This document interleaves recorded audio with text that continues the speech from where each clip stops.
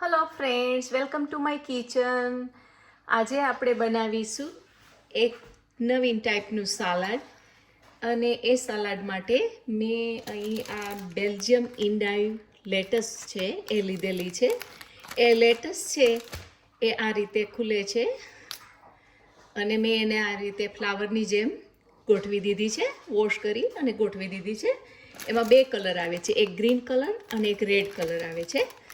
તો આપણે આ રીતે લેટસને ગોઠવી છે ફ્લાવરની જેમ, અને વચ્ચે મેં બ્લેકબેરી મૂકી છે. અને અહીંયા મેં બાઉલમાં લીધું છે કેરેટ્સ અને બીટ્સ અને ક્યુકમ્બર એન્ડ ઓનિયન. અને હવે આપણે એડ કરી દઈએ થોડા એમાં બ્લેક બીન્સ. અને આ છે થોડા રોસ્ટેડ, આજે મેં એ ફ્રેશ સોયાબીન કહો ને એ આવે છે, ગ્રીન ફ્રોઝન સોયાબીન આવે છે, એ મેં રોસ્ટ કરી લીધા છે. અને આ છે નાના ચેરી, એકદમ ટાઇની ચેરી ટમેટો છે, yellow, red, green, yellow, orange and red, A mix કરી લીધા છે.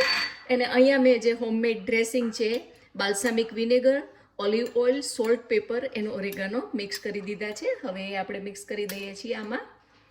એટલે આપણે સલાડ ખાતા હોઈએ ત્યારે આપણે જે નવી આવી વેરાયટી હોય તો જરા સલાડ ખાવાની મજા આવે. અને આવું તમે તમારા ગેસ્ટને પણ સર્વ કરો તો બી સરસ લાગે. એપેટાઇઝર તરીકે તમે સર્વ કરો તો પણ સરસ લાગે છે.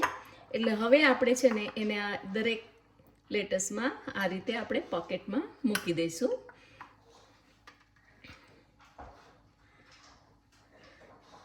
એટલે સ્ટાર્ટર તરીકે તમે એપેટાઇઝર તરીકે, આ થોડી ઇન્ડાઇવ મને નાની મળી છે, પણ જરા મોટી હોય તો વધારે સલાડ એમાં ફિટ બેસી શકે.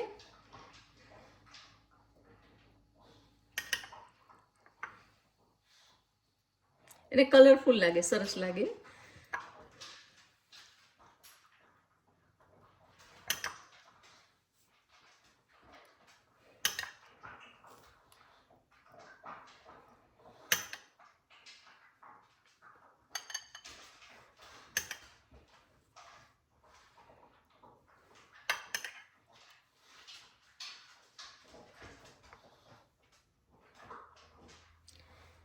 અને એ જ રીતના આ ગ્રીનવાળી છે એ વધારે મોટી છે, તો એ તમે જોઈ શકો છો. આ ટાઈપની છે ગ્રીનવાળી પણ, એમાં પણ તમે આવી રીતે ભરી શકો છો કોઈ પણ જાતનું એપેટાઇઝર, નાની નાની પકોડી બનાવીને કે કોઈ પણ જાતનું, તો સરસ લાગે છે.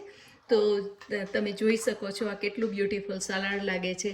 આપણે આવું વસ્તુ ખાઈએ તો ડાયટ કરતા હોય એવું લાગતું જ નથી, અને ગેસ્ટને પણ સર્વ કરો તો એ લોકોને પણ બહુ જ ગમશે. So thank you for watching, and if you like it, please like, share and subscribe my channel. I'll see you next time. Bye bye.